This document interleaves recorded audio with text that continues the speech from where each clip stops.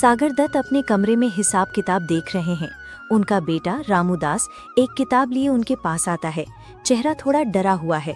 पिताजी, मैंने आज एक किताब खरीदी है। क्या किताब? कितने की? उम्मीद है तुमने कोई फिजूल खर्ची नहीं की होगी। पिताजी, ये 100 रुपए की है। सागर दत्त अचानक सिर उठाते हैं। उनकी आंखें बड़ी हो जाती हैं और चेहरा गुस्से से लाल हो जाता है। क्या कहा? 100 रुपए सिर्फ एक किताब के लिए? तुमने मेरा सारा पैसा बर्बाद कर दिया।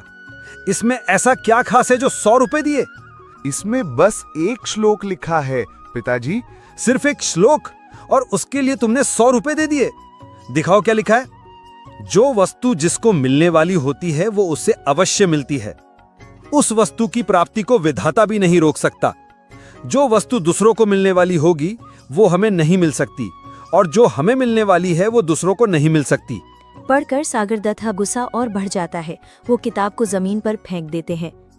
बकवास, ये सब फिजूल की बातें हैं। तूने 100 रुपए बर्बाद कर दिए। तू मेरा बेटा नहीं हो सकता। अभी इसी वक्त मेरे घर से निकल जा। दोबारा अपना चेहरा मत दिखाना। रामूदास सिर झुकाए चुपचाप वहाँ से निकल जाता है। एक नया नगर। कुछ दिनों बाद पर्दा उठता है। रामूदास एक नए नगर की सड़कों पर चलता हुआ दिखाई देता है। वो थका हुआ और उदास है, लेकिन उसके चेहरे पर एक अजीब सा सुकून है। कुछ नागरिक उससे मिलते हैं। अरे भाई, तुम नए लगते हो इस शहर में। तुम्हारा नाम क्या है? मेरा नाम रामूदास है। रामूदास? ये कैसा नाम है? क्योंकि जो मुझे मिलना है वो मुझे मिलकर रहेगा। नागरिक एक दूसरे को देखते हैं। नगर में एक बड़ा उत्सव चल रहा है। लोग खुश हैं, नाच गाना हो रहा है। राजकुमारी चंद्रावती अपनी सहेली के साथ उत्सव देखने आती है। वो बेहद खूबसूरत है। देखो सहेली, कितना सुंदर उत्सव है। हाँ राजकुमारी, पूरा नगर जगमगा रहा है। तभी चंद्रावती की नजर भीड़ में खड़े एक राजकुमार पर पड़ती है। वो बहुत आकर्षक है। चंद्रावती की आंखें उस पर ठहर जाती हैं। सहेली का हाथ पकड़कर उत्साह से, वो देखो, वो राजकुमार, मुझे वो बहुत पसंद आया। जैसे भी हो, मुझे उससे मिलना है। मेरा उससे परिचय करवाओ। जैसी आपकी इच्छा राजकुमारी। सहेली तुरंत राजकुमार के पास जाती है। राजकुमार थोड़ा हैरान दिखता है। राजकुमार, मुझे राजकुमारी चंद्रावती ने आपके पास भेजा है। अगर आप तुरंत उनके पास नहीं गए तो वो दुखी हो जाएंगी, शायद मर भी जाएंगी। ऐसा है तो बताओ, मैं उनके पास किस समय और कैसे पहुंच सकता हूं? आज रात उनके शयन कक्ष में एक मजबूत रस्सी लटकी हुई मिलेगी। आप उस रस्सी पर चढ़कर उनके कमरे में पहुंच जाना। ठीक है, मैं रात का इंतजार करूंगा। सहेली वापस राजकुमारी के पास आती है। राजकुमार उत्सुकता से रात होने का इंतजार करता है। रात हो चुकी है। राजकुमार राजकुमारी के महल के पास खड़ा है। वो रस्सी देखता है, लेकिन कुछ सोचकर रुक जाता है। उसके चेहरे पर दुविधा है।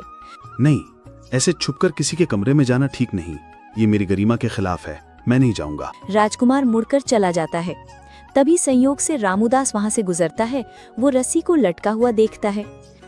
ये रस्सी यहाँ क्यों लटकी है? वो बिना कुछ सोचे रस्सी पर चढ़ना शुरू कर देता है और राजकुमारी के कक्ष में पहुंच जाता है।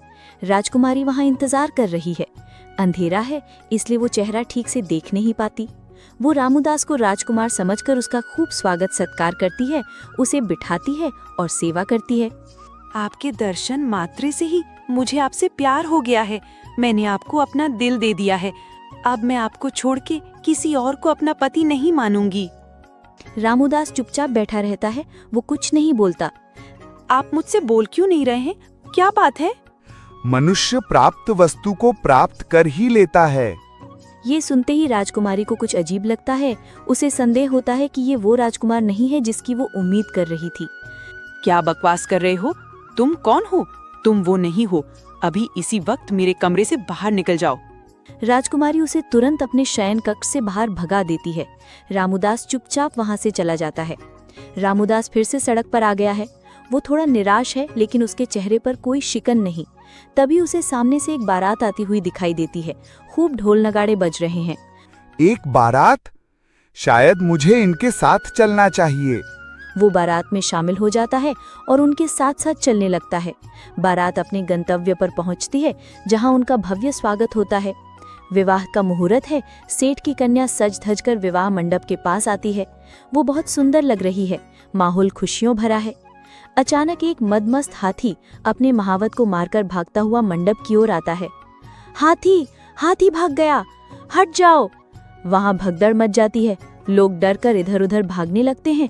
सेठ की कन्या उसी जगह अकेली रह जाती है, भयभीत और कांपती हुई। तभी रामूदास, जो बारात में शामिल था, उस कन्या को अकेला और डरा हुआ देखता है। डरो मत, मैं तुम्हारी रक्षा करूंगा। ये कहकर वो हाथ में एक डंडा लेता है और बहादुरी से हाथी की ओर बढ़ता है। वो हाथी पर वार करता है। हाथी सहम जाता है और वहां से भाग निकलता है।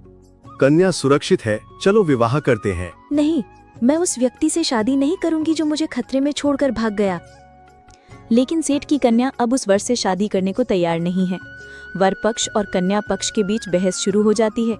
विवाद बढ़ जाता है और पूरी रात इसी में बीत जाती है। सुबह हो चुकी है और विवाह मंडप के पास भारी भीड़ जमा हो गई है। लोग इस विवाद को सुनने के लिए इकट्ठा हुए हैं।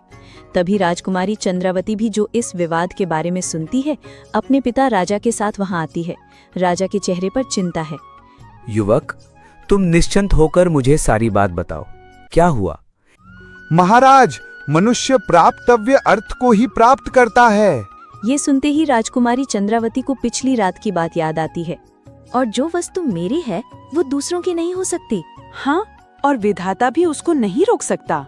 ये सुनकर विवाह मंडप में बैठी सेठ की कन्या भी अपनी बात कहती है। और जो वस्तु मेरी है वो दूसरों की नहीं हो सकती। राजा के लिए ये सब एक पहेली बन जाता है। वो हैरान है। ये सब क्या है? राजा दोनों कन्याओं को अलग अलग बुलाकर पूरी बात सुनते हैं। वो एक एक करके उनकी पूरी कहानी सुनते हैं। जब वो पूरी तरह आश्वस्त हो जाते हैं तो उनके चेहरे पर संतोष आ जाता है। मुझे सब समझ आ गया। राजा सभी को अभय दान देते हैं और एक महत्वपूर्ण घोषणा करते हैं। वैश्यपुत्र रामोदास, आज से तुम मेरे पुत्र हो। मैं तुम्हें युवराज पद पर प्रतिष्ठित करता हूँ। मेरी बेटी चंद्रावती का विवाह तुम्हारे साथ होगा और मैं उसे 1000 गांव भी दहेज में देता हूँ। राजा अपनी बेटी को आदरपूर्वक रामूदास को सौंप देते हैं। चंद्रावती खुश है क्योंकि उसे पता चलता है कि ये वही व्यक्ति है जिससे वो प्यार करती थी। और सेठ की कन्या, तुम भी इस साहसी युवक की पत्नी बनोगी। तुमने सही कहा, जो तुम्हारा है वो तुम्हारा ही रहेगा। रामूदास दोनों कन्याओं से विवाह कर लेता है। वो आनंद पूर्वक महल में रहने लगता है। कुछ समय बाद वो अपने पूरे परिवार को भी वहां बुला लेता है।